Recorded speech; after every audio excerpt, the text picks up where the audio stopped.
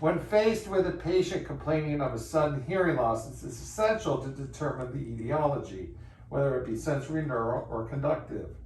Sensory neural hearing loss in the acute setting is an emergency and needs to be treated promptly with steroids and other interventions. Conductive hearing loss is much less likely to be urgent, and therefore it is necessary to distinguish the two. It can easily be done with a tuning fork. To do the test, first known as a Weber, you simply activate the tuning fork and place it on the forehead and ask which ear it's heard in. In a conductive hearing loss, it will be in the affected ear. Which ear do you hear this in? The right ear. Which of these two is louder, number 1 or number 2? Number 1. Yes. With conductive hearing loss, they should hear it preferentially from the forehead because it's being transmitted through the skull directly to the ears, bypassing the problem, which presumably is fluid in the ear.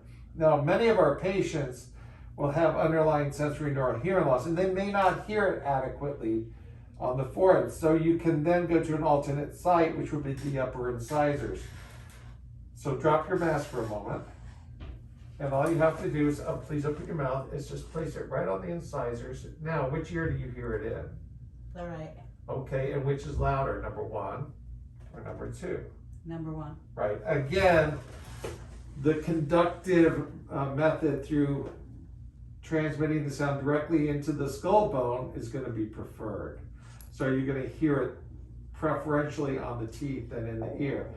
It should still go into the affected ear if it's conductive.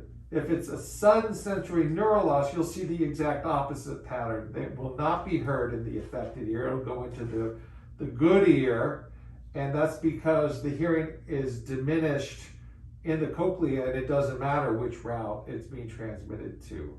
This is a very quick, very effective way of determining whether it's a sensory neural loss that's sudden, which is generally treated emergently with steroids, or an effusion from a cold or respiratory situation, which may be treated differently depending on the etiology of the fluid and what the overall situation is.